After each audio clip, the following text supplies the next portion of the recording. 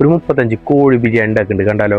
11 kilo കോഴിയും 6 kilo ജീരകശാല റൈസാണ് എടുത്തിട്ടുള്ളത്. ചട്ടിയിലേക്ക് 4 കിലോ ഓയിൽ ഒഴിച്ച് 3 കിലോ സവാളയും വേപ്പിലയും വറുത്തെടുക്കുക. കോഴി ചെറിയ രീതിയിൽ ഫ്രൈ ചെയ്തിട്ടാണ് ബിരിയാണി ഉണ്ടാക്കുന്നത്. മഞ്ഞപ്പൊടിയും മുളക് പൊടിയും ഉപ്പും വിനാഗിരിയും ചേർത്ത് 1 മണിക്കൂർ മാറ്റിവെക്കാം. 1 കിലോ സവാള വറുത്ത ഓയിൽ മാറ്റിവെച്ച ശേഷം 2 മിനിറ്റ് ഹൈ ഫ്ലെയിമിൽ കോഴി വറുത്തെടുക്കുക. മസാല തയ്യാറാക്കാനായി പാത്രത്തിലേക്ക് 100 ഗ്രാം വീതം നെയ്യും സവാള വറുത്ത ഓയിലും ചേർക്കുക. 1 കിലോ സവാള ചേർത്ത് ചെറിയ രീതിയിൽ വഴറ്റി 250 ഗ്രാം വീതം ഇഞ്ചിയും വെളുത്തുള്ളിയും ചേർക്കണം.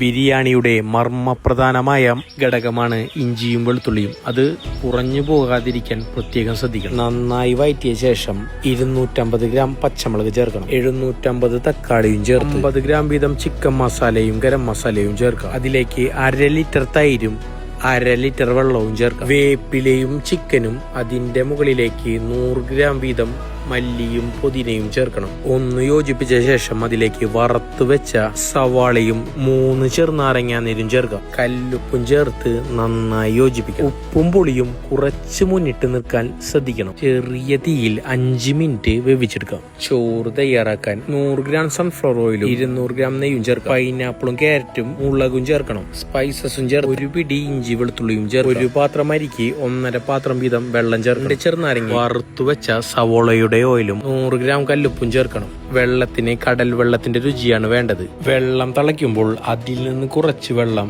മസാലയിലേക്ക് ഒഴിക്കണം. 1 പിടി മല്ലിയും പുതിനയും അരിയും ചേർത്ത് നന്നായി വറ്റിച്ചെടുക്കണം. വെള്ളം പൂർണ്ണമായി വറ്റി വരുമ്പോൾ ആവശ്യമെങ്കിൽ കളറും ചേർക്കാം. 20 മിനിറ്റ് അടച്ചു മൂടി വെക്കണം. മൂടി തുറന്ന് നെയ്യും സവാളയും അണ്ടിപ്പരിപ്പും മുന്തിരിയും ചേർക്കണം. മസാല ചെറിയ തീയിൽ തിളച്ചുകൊണ്ടിരിക്കുമ്പോൾ തന്നെ മുകളിലത്തെ ചോറ് അടിയിലായി നിറയ്ക്കണം. പൂർണ്ണമായി അടച്ച ശേഷം ചെറിയ ചൂടിൽ പാകമാക്കി എടുക്കണം.